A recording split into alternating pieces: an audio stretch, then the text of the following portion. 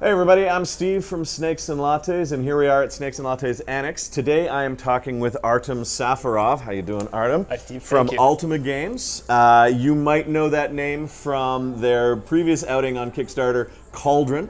And today we are talking about his brand new project, Unbroken.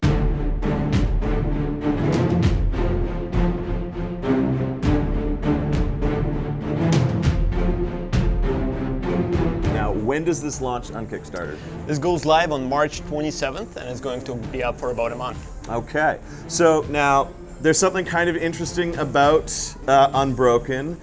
What is the most unique aspect of this game that you think people are going to be interested in? This game is for only one player and one player only. It's a dedicated solo game. So tell me about Unbroken. What's the premise of the game? What are we doing? I see dark elves and basilisks and troglodytes, so it is clearly a fantasy-themed game. Very much so. What it does, it takes the most cliche fantasy trope and then subverts it. So a band of adventurers go down into the dungeon. We've all been there. The trick is that here they don't succeed. They are ambushed by monsters and they're massacred. And you barely survive.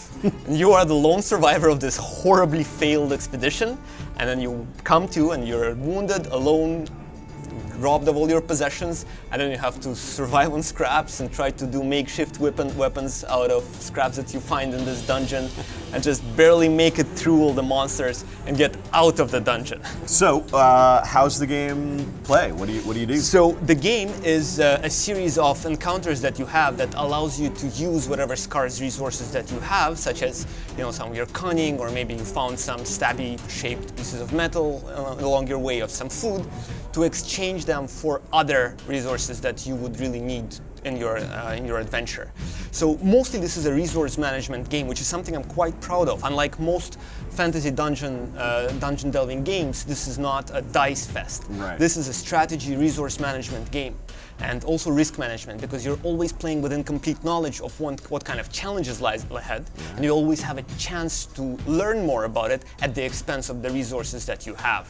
So you're always balancing, do you spend resources to know exactly what you'll have, or do you just stockpile as much as you can in the hopes that what you have will be enough to overcome these monsters that are blocking your exit? So it's very strategic.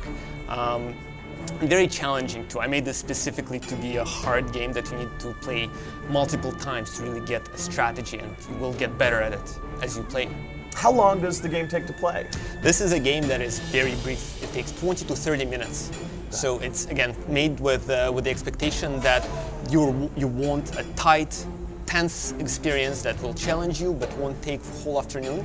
So you can either play a few of these in a row or just sit down, play it. Fits in pretty precisely into a baby's nap, as I found out as a new father. So this is for those times when you wouldn't be able to play other games. You can definitely fit some surviving in there.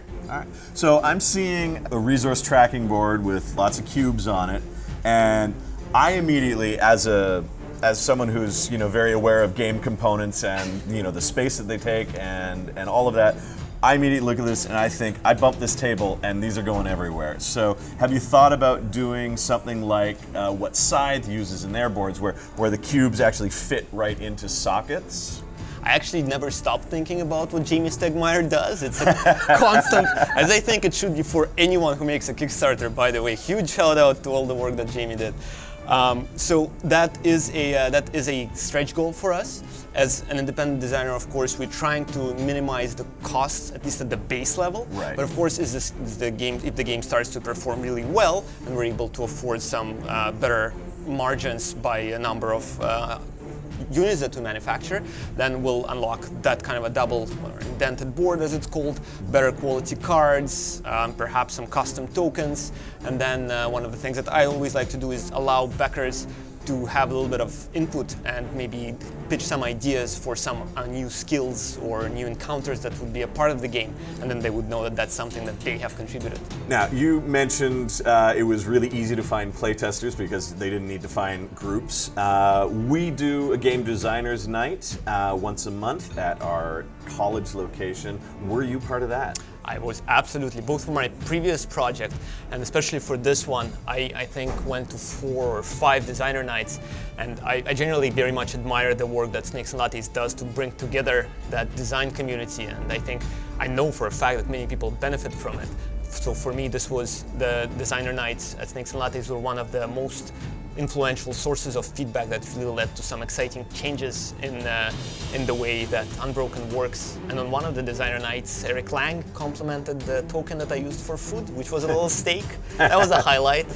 Nice. Yeah, it's great. We love to do the designers' nights.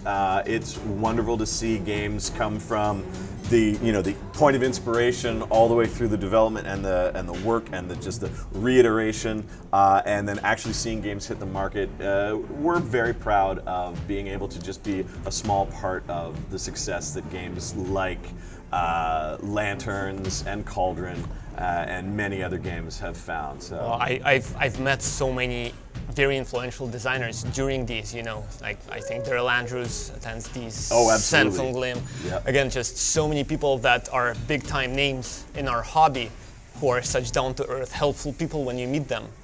That alone, I think, in addition to all the actual design help, is a wonderful, wonderful benefit that you bring to our community. Before we sign off, is there anything else that you want to tell me and potential backers about this game that you think is really going to grab their attention?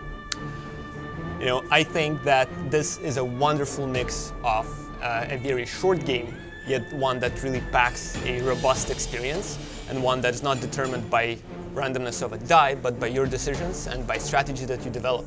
And it's something that you will always be able to play. All right, so again, this is Unbroken from Artem Games, and the Kickstarter launches March 27th.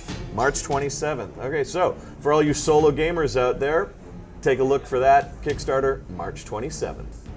See you all there. And good luck. Thank you very much, Steve.